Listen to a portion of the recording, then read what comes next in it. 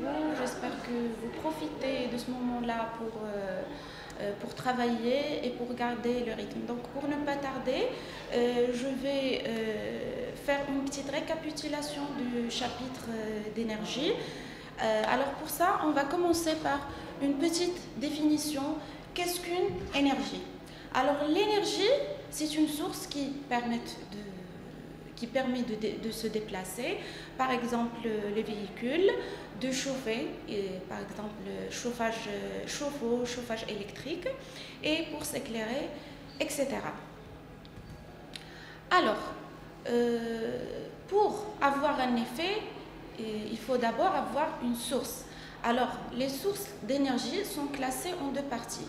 Il y a les énergies renouvelables et les énergies non renouvelables. Alors, les énergies renouvelables, ça veut dire des énergies qui sont inépuisables. Nous avons l'exemple de l'énergie solaire, l'énergie du vent et l'énergie d'écoulement d'eau. Pour l'énergie non renouvelable, ce sont des énergies qui sont puisables par l'homme. Il y a comme exemple le charbon, le pétrole et les gaz naturels. Alors, maintenant, on verra comment se produit l'énergie électrique. Pour ça, nous avons l'exemple du dynamo d'une bicyclette ou bien un alternateur de bicyclette. Donc, pour ça, comment ça fonctionne? Donc, lorsqu'on pédale, donc la roue tourne, ce qui mène à la turbine de tourner. Et du coup, l'axe, automatiquement, il va tourner. L'aimant aussi, il va tourner, ce qui va produire une charge électrique qui va être absorbée par la bobine à cuivre. Et comme vous savez, le cuivre, c'est une matière conductrice. Donc voilà un schéma simplifié d'un alternateur. Donc comme j'ai déjà dit, l'alternateur il est composé d'une turbine, un axe et un aimant qui va produire la charge électrique, et cette charge va être absorbée par la bobine à cuivre.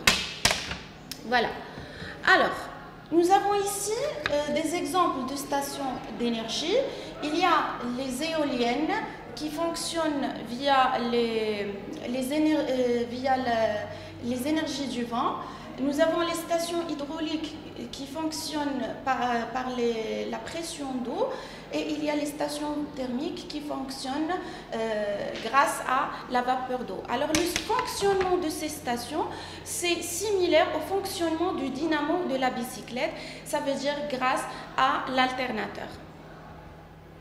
Alors ici nous avons des exemples d'appareils qui permettent de transformer l'énergie électrique en énergie thermique. Par exemple, le fer à repasser, nous avons le four électrique, chauffage électrique et sèche-cheveux. Donc pour la transformation d'énergie, il n'y a pas que une transformation en énergie thermique. Bien sûr, il y a d'autres transformations. Alors, maintenant, on verra comment économiser de l'énergie.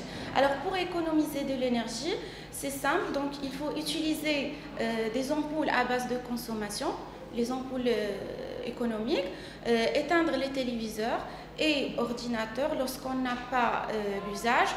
Bien sûr, utiliser des appareils ménagers à moindre puissance. Alors voilà en gros le résumé du chapitre, et je vous remercie pour votre écoute.